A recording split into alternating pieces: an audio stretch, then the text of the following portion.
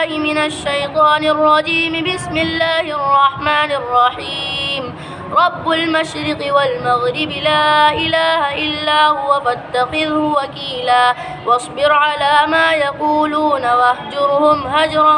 جميلا وذرني والمكذبين أولي النعمة ومهلهم قليلا إن لدينا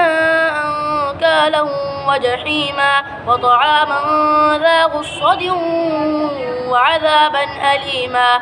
يوم ترجف الأرض والجبال وكانت الجبال كثيبا مهيلا